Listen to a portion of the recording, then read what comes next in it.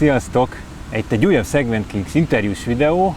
A mai vendégem a mai időfutambajnokság talán némelyek számára a meglepetés harmadik helyezettje, Szalai Dani. Nagyon köszönöm, hogy elfogadtad a meghívásom, hogy beszélgessünk egy kicsit. Szívesen. Ugye én már ezt tavaly is terveztem a tavalyi időfutam OB után, hogy beszélgessünk, mert akkor ugye te még sima amatőr kategóriában indultál, de hát leiskoláztad gyakorlatilag a mezőnyt, olyan átlagot menték, mint a profik a dupla távon. Úgyhogy ennek volt egy ilyen következmény is, hogy ugye a szövetség kiküldött egy körbelevelet, hogy hát hogy van ez, hogy egyes amatőrök olyan időt mennek, mint a World Tour profik. Hát így nem tudom, én így az én szöveg értelmezésemben az a levél így nettó csalást feltételezett. Igen, eléggé erre ment ki. Különösebben nem reagáltam ezekre a vádakra, meg e-mailekre. Én szerintem az volt a legjobb válasz, hogy ma eljöttem és mentem a profik között is egyet. Megnézték, nem volt motor a bringába. Aha. Doping ellenőrzésen voltam.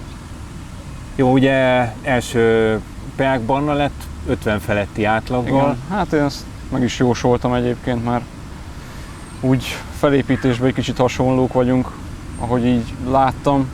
Azért így éreztem, hogyha mögé rakják a hátteret a Mitcheltonnál, és úgy, ahogy láttam, sikerült, akkor ez neki meg lesz. Azért ez fantasztikus élmény lehet ilyen dobogón állni, hogy hát, két World Tour profi mellett. Igen, ezt egy kicsit még nehéz felfogni, talán még nem is dolgoztam föl igazán. Kicsit a számokról akkor, hogy végül is milyen átlagot tekertél ma? Hát 48 fölötti lett az átlagsebesség, és a watt az olyan 344 a sima átlag, szerintem olyan 350 a normalizált, de Stravára már föltettem, lehet nézegetni.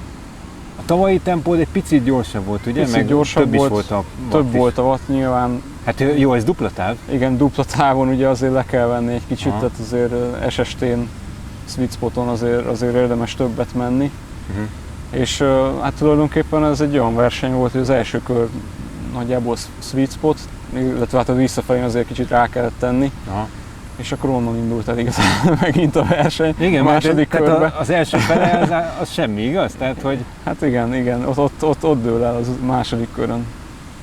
Na mesélj egy kicsit arról, mert ugye sokak számára ugye talán tavaly találkoztak először a neveddel egyáltalán, hogy milyen háttered van neked is végül is, mióta kerékpározol, előtte mit sportoltál, kicsit erről beszélni. Hát ifi koromban montiztam, de az így félbeszakadt egy darabig.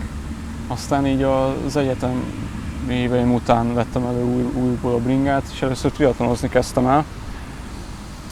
Aztán rájöttem, hogy nem vagyok olyan jó úszásból, meg nagyon sok idő kell nekem így teljes munkaidős állás mellett, hogy ebbe így igazán jó legyek. Volt eredménye, nem voltam rossz benne, de úgy nem éreztem boldognak magamat ebbe a sportba. Jött egy ötlet, hogy mi lenne, hogyha duatlonoznék, és nagyon tetszett amúgy a tereptriatlon, meg a terepduatlonnak az ötlete. Úgyhogy kipróbáltam magam a hazai cross duatlon OB-n, ott lett egy második helyem. Az is egy kicsit így meglepetés volt egyébként abban a közegben. Hát így gondolkodtam azután, az eredmény után, hogy hogyan tovább, mert hogy egyébként az edzéseimnek a nagy részét a bringázást tette ki. Eléggé így meguntam azt, hogy így mennek el mellettem azok, akik időfutam bringával mennek. És így gondolkodtam, hogy hát én össze tudnék magamnak rakni egy olyan rendszert, egy olyan bringát, ami igazán jó lenne, és így ezt én ki akarom próbálni. És akkor elkezdtem nézni a célokat, hogy milyen versenyeken tudnék elindulni. Egyébként Mörbisbe talán ismer, van egy időfutam, hogy a Fertők előtti egy nappal szokott lenni. Ott már mentem egyet, akkor már edzővel dolgoztam, és hát azt hiszem 6. lettem, de ott is azért eléggé nívós mezőnyben. Hát Christoph Strasser ért be előttem egyel, aki ugye a Race Across Amerikát nyerte 5-ször. Ja. És így mondták akkor is nekem, hogy de te mit mentél? Akkor jött az osztrák OB, ott 5. lettem, de hát az osztrák amatőr mezőny azért azért elég erős. Az amatőr nyertes másodiknak ért be volna a profik között 50-es átlaggal. És ugye az osztrák első az Matthias Brendle, aki volt, szintén igen, volt órás rekordtartó. Okay. Hát ugye így alakult ki lényegében ez a szituáció, hogy én eljöttem a magyar OB-ra, ahol fogalmam sem volt, hogy mire számítsak. Azt tudtam, hogy nekem van egy osztrák amatőr 5. helyem, és nem, tehát a végén izgultam, hogy első leszek vajon, aztán 3 perccel nyertem körülbelül. Azt igen, hiszem, hogy ez a tavalyi. Ez a tavalyi. Csak hogy nézőknek is világos. Te Ausztriában is dolgozol akkor? Igen. Meg igen. ott is élsz? Igen, ugye Sopronból származom, ugye Bécsújhely, ahol lakom, az 40 km kb. Például Akesz-fordulón még sose láttunk szerintem, ugye?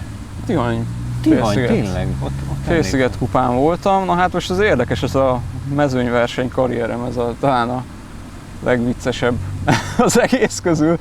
Ez a teljesen a 2 véglet. Történt azon a Tihany Félsziget kupán, hogy brutális megindulásokban vettem részt az elején, ahogy nem kell, és lényegében minden breakbe benne voltam, kivéve abban nem, amiben elment. Na volt ez az nem tudom, az német vagy osztrák verseny igen, volt, ami tévébe is, vagy nem tudom, tehát a kamera vett végig, azt tudom. Igen, erre akartam kitérni, hogy lényegében az edzőm hülyéskedett, röhögve mondta, hogy figyelj, nyerd meg, aztán akkor lesz csak igazán dopping gyanú. Ezt így mondta. Aha. És elmentem a versenyre. Hát amikor a Dunán jöttünk át a hídon, akkor az így a verseny felét hagytuk el épp, és volt hátra 45 kilométer. És mondta, hogy hát onnan szökhetné. És én néztem, hogy 1 órás szökés legalább. Tehát így nem tudom, hogy így, tényleg így átérzi a csapattársam, hogy ez ügyen, de az a vicc, hogy így pont ott alakult ki olyan szituáció, hogy tudtam támadni. Ott azt csináltam, hogy felálltam a mezőny elejére, jött egy emelkedő, és így kamut tekertem lényegében, tehát így 200 wattot tekertem, de úgy nézett ki, mintha tényleg így küzdködnék. És hát úgy voltam, hogy vagy kikerül valaki, és megyünk együtt, vagy én megyek. És meglepetésemre senki nem került ki, úgyhogy hát ráraktam egy 800 wattot, de az is még csak egy ilyen kisebb támadás, mert hogy szerettem volna látni, hogy ki jön velem, mert világos. Mert azért mégiscsak könnyebb megnyerni a versenyt, hogyha többen vagyunk, ugye? És hát jött 2 ember velem, hát meglóbáltam a könyökömet, hogy oké, hogyha komolyan gondoljátok, akkor lehet vezetni. Aha. Már is, senki nem jött át, elraktam megint egy támadást, és onnantól megindult az 1 óra szenvedés. Hát aztán az lett a vége, hogy 1 órát mentem 342 wattos MP-vel. És mennyivel értél haza? 2 perc előnnyel értem be, és lényegében 500 szintet mentem, 40 kilométert 40-es átlaggal szólóba. Ja. Jó, szóval megy ez mezőnyversenyen is. Szóval ott akkor az egy 700 fős verseny volt egyébként. Aha. Ott volt a legjobb osztrák amatőr mezőnyversenyző, akiknek ők hazai pályán voltak. Hát aha. Nem mosolyogtak annyira. Lehet, hogy majd legközelebb, látják, hogy Szalai, igen. Ezt nem kéne elengedni. Igen. Teljesen szürreális volt nekem, ugye, mint így, tehát így viszonylag új embernek így a mezőnyversenyzéshez, hogy ugye ott volt rendes kamerás, motoros, fölvezető autós, és akkor így először így mellém jött az autó egy 10 perc után, és mondta, hogy 30 másodperc előnyön van. Hát az nem túl sok. És akkor jött egy 10 perces hegy, hát ugye tudtam, hogy ott azért így FTP és fölötte kell, hogy menjek, hogy maradjon előnyöm. Megcsináltam, ugye én azzal nyertem meg inkább azt a versenyt, hogy utána is a lejtmeneteken mindent, amit az utolsó centiméterét kihasználtam a pályáknak, és ugye ahol fölült a mezőny, ott én ilyen 70-80-ban volt, hogy 300-akat tekertem. Mindig nyomni kell. Főleg átszökésben, máshogy nem megy. És akkor a hegy után mellém jött a kocsi, mondta, hogy 1 perc 30, és így ledöbbentem, hogy hoppá. Ja, ugye? Ha egy kicsit visszakanyarodjunk a időfutamhoz. hogy végül is ugye azért ugye kétrétű az, hogy miért mész ilyen jól, amennyire én látom, tehát egyrészt azért ez piszok erősnek is kell lenni, de másrészt azért ez nagyon sok múlik a technikán is, tehát a beállításon, a alkatrészeken is egyébként, a vázon, kerekeken, stb. Igazából arra volnék kíváncsi, hogy a beállítások józan parasztész, vagy teszem a szélcsatornában jártál-e? Na, szóval, hogy konkrét legyek. Sose voltam szélcsatornába.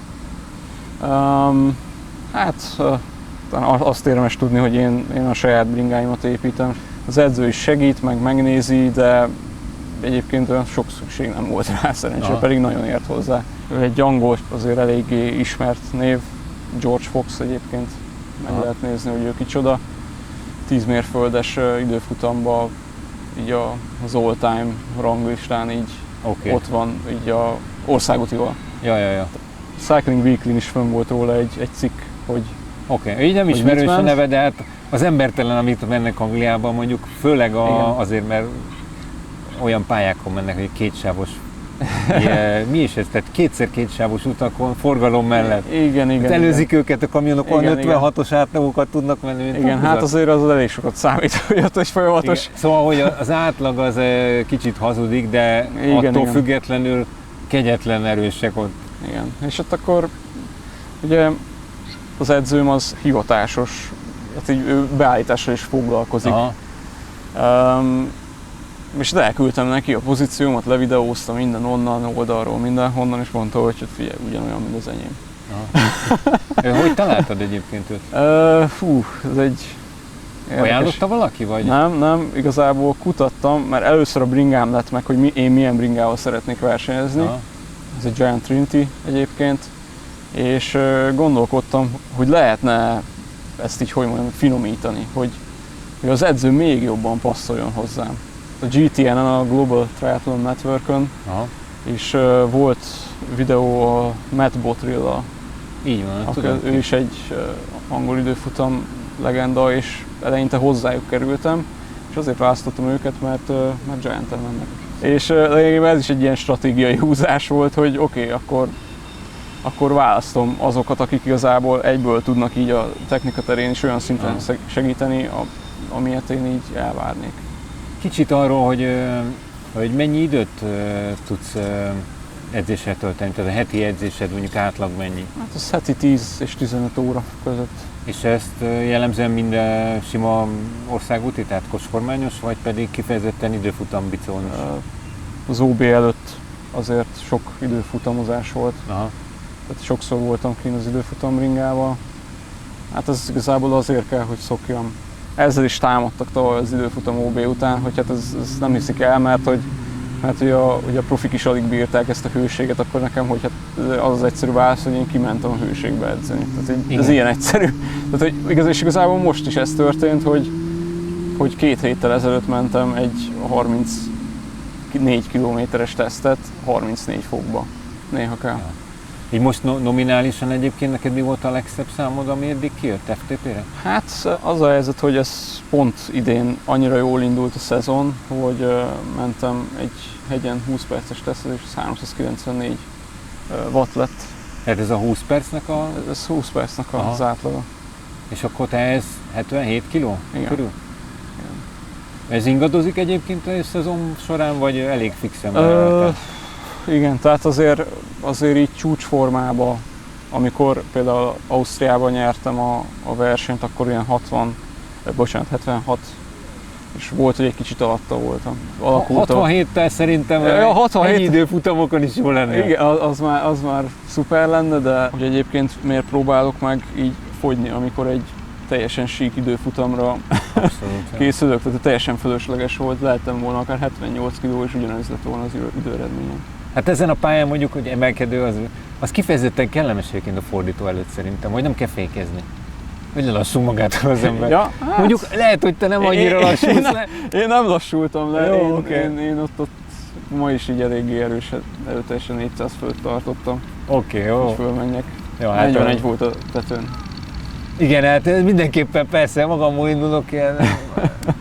Ez van. Jaj. Jó, és idén még milyen céljaid vannak még esetleg? Indulok Európa egyik legnagyobb időfutam versenyén, az a King of the Lake nevezetű verseny Ausztriába.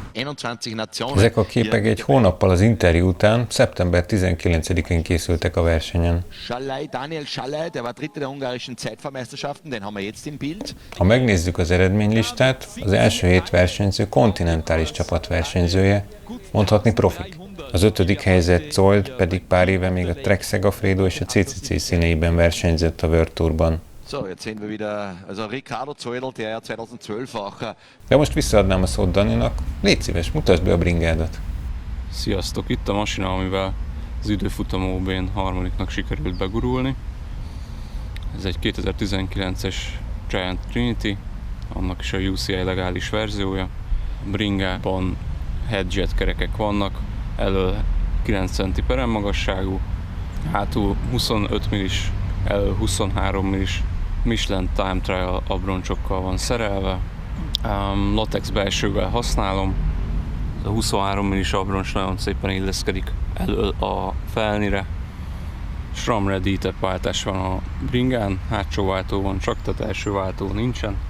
Itt lenne a helye. 58-as lánctányér van elől. Ez egy karbon lánctányér, ami direkt ilyen narrow wide, tehát direkt egy lánctányéros megoldás, és nagyon megbízható, 4000 km alatt egyszer sem esett le a láncom. A wattmérő az egy Quark D0 Red, hajtókarhozhoz 170 mm, itt van egy Speedplay Zero aeropedálunk, hátul a fogaskoszor az 1126-os, mindjárt mutatom a láncvonalat, ez az 58-as lánctányérral tökéletesen kiadja. Hát körülbelül ezen a lánckereken tekertem szinte végig, egyszer vagy kétszer kellett váltani, és így volt olyan 85-90-es pedálfordulatom körülbelül. Kulacs az gyárilag jön a bringával, tök jól jött az időfutamra, mert ugye nagyon meleg volt és nagyon jól esett inni néha fordulóknál. Aztán itt nézzük följebb mi van. Ez egy Pro Aerofuel nyereg, alupálcás. Itt a könyöklő, ami talán érdekesebb. Ez egy 15 fokos adapter, ami egyszerre dönti a rudat és a könyöklő párnákat. Így egyébként pont belefér a UCI szabályokba a könyöklő. Ez egyébként felni fékes verzió, nagyon szépen el vannak rejtve a fékek. Ez egy 11 sebességes Dura-Ace lánc, ami az OB-ra lett bejáratva. Körülbelül 400 km volt benne, amikor mentem vele. Az OB előtt teljesen lehet pucolva, ultrahangos tisztítóval, és egyébként vaxolt a lánc, azért ilyen szép tiszta még mindig.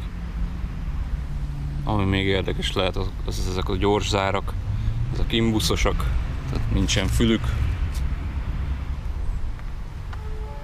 Szép bringa, de ahogy mondani szokták, ezt is tekerni kell. Azért a magyar bajnokságon egy dobogós helyhez erősnek is kell lenni. Egyébként te egy osztrák csapatnál vagy, ugye? Most osztrák licenszed van alapvetően? Vagy hogy igen, van ez, igen. Hogy most te a magyar bajnokságon tudtál indulni? Ugye a versenykiírásban benne volt, hogy csak MKS licenszes versenyzők indulhatnak, és akkor én teljesen bepánikoltam, hogy jaj, nekem nincs. Na most tölt honnan? Még azt is. És akkor hát így megpróbáltam beszerezni, aztán kiderült, hogy nem kell. Na ez megnyugtató azért, mert igen. Kár lett volna erről a harmadik helyről lemaradni. Igen. Na, én nagyon köszönöm szépen, hogy így beszélgethettünk egy kicsit, így megismerhettelek jobban. És hát nagyon sok sikert kívánok a következő versenyekhez is. Köszönöm szépen! Számomra ebben a sportban egyszer kell technikailag, fiziológiailag és mentálisan is csúcsformában lenni. Aki nem teszi bele a szenvedélyét és nem innovál folyamatosan az időfutamozás minden aspektusában, az számítson arra, hogy a következő verseny elmegy mellette a mezőny. Az én esetemben pontosan az eredményezte a felháborodást, hogy az itthoni közösség ilyen jellegű előzésre nem volt felkészülve, pedig csak annyi történt, hogy jöttem én, aki a szabadidejét nem kímélve, minden követ megmozgatva, modern szemlélettel és technikákkal felépített egy ütőképes teljesítményt. És ezzel sikerült megelőznöm szinte egy egész mezőnyt, egy ásítozó, régi módi mezőnyt. Én őszintén remélem, hogy ez a mezőny felébred majd és munkához lát.